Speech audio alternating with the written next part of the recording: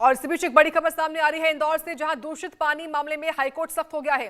15 जनवरी को chief secretary तलब किए गए हैं। हाईकोर्ट ने एमपी सरकार से फटकार लगाई है। बताया कि पूरे प्रदेश में पानी को लेकर चिंता जाहिर की। स्टेटस रिपोर्ट में 4 लोगों की मौत पर फटकारा है। जमीनी हालात सरकार की रिपोर्ट से अलग है, ये हाईकोर्ट ने कहा।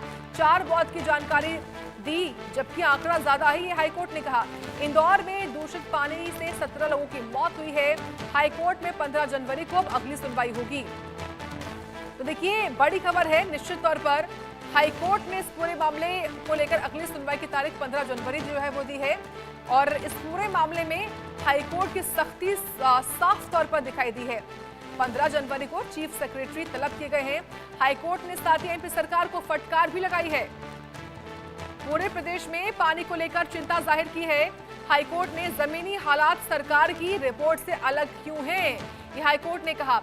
4 मौत की जानकारी दी, जबकि आंकड़ा ज्यादा है। इंदौर में दूषित पानी पीने से 17 लोगों की मौत हुई है।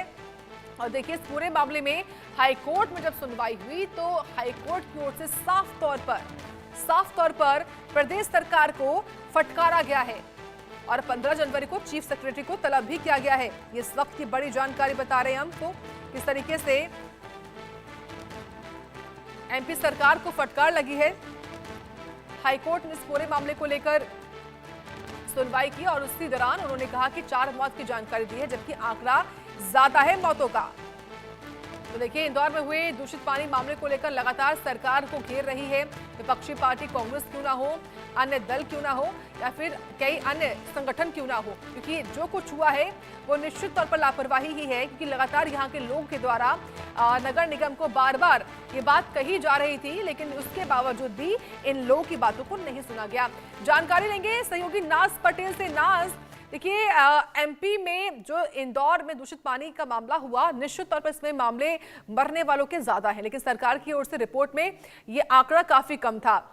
नाज, क्योंकि इस पूरे मामले को लेकर हाईकोर्ट ने सरकार को फटकार लगाई है, क्या कहा हाईकोर्ट ने, क्या जानकारी नाज आपके पास?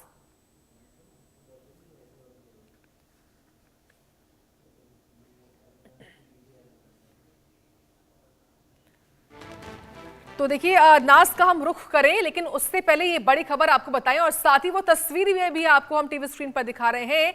ये वो देखिए दूषित नाला है, ये वो ड्रेनेज का पानी है जो पानी वाटर पाइपलाइन से जुड़ गया था और वही ड्रेनेज का पानी जो है वो वाटर सप्लाई के तौर पर घरों में आ रहा था, जिसको पिया लोगों ने और लोग बीमार पड़े। अभी भी कई लोग अस्पताल में भर्ती हैं जिनका इलाज जरूर चल रहा है और कई इलाके हैं इंदौर के जो इस वक्त जो है वो एपिडेमिक जोन के तौर पर घोषित किए गए हैं।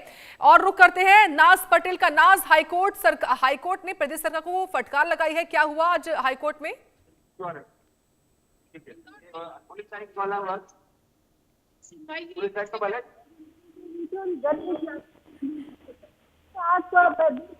याचिका लगी थी की ओर से यहाँ पर दी गई थी, तो कहा गया था कि जो मृत्यु है उसका आंकड़ा 4 है। आज फिर इस मामले को लेकर सुनवाई हुई है, जिसमें प्रदेश के चीफ सेक्रेटरी अनुराग जैन को तलब होने के लिए हाईकोर्ट ने फटकार लगाई है, नोटिस दिया है और साथ ही कहा है कि सिर्फ पानी मामले को लेकर आपको पूरी रिपोर्ट कोर्ट को सौंपना है। आखिरकार इतने लोगों की मौत कैसे हुई है?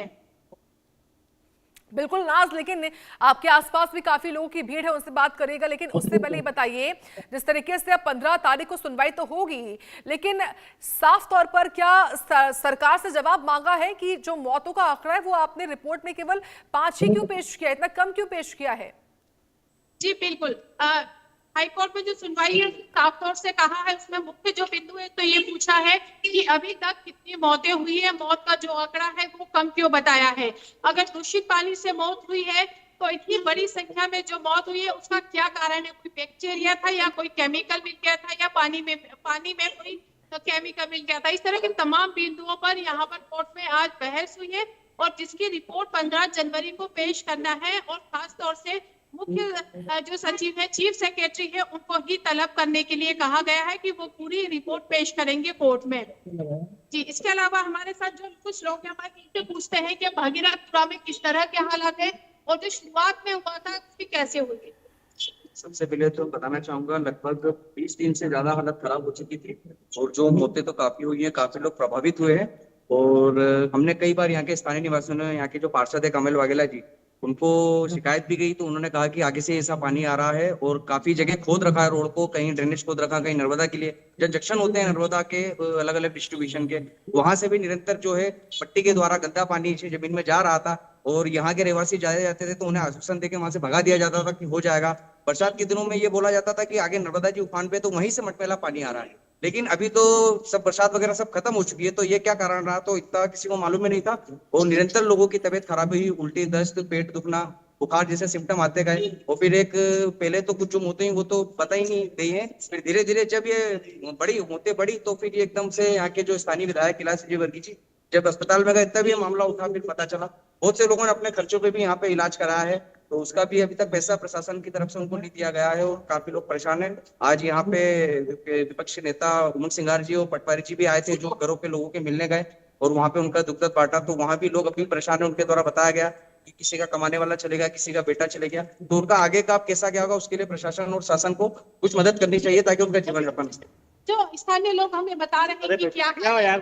और यहाँ पर अभी नेता प्रतिपक्ष भी पहुंचे थे, स्थानीय लोगों से बातचीत की, जिन लोगों के घर में मौत हुई है उन परिजनों से भी उन्होंने बात की। अब किस तरह के हालात है, ऐसा अभी किस तरह के अब हालात है यहाँ पर बाजीराजपुरा क्षेत्र में? लोग पानी पीने में डर रहे हैं।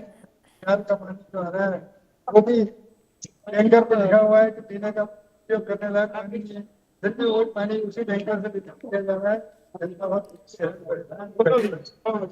ठीक है नाज, आपका बहुत धन्यवाद हमें जानकारी और अपडेट देने के लिए इस बड़ी खबर के बारे में।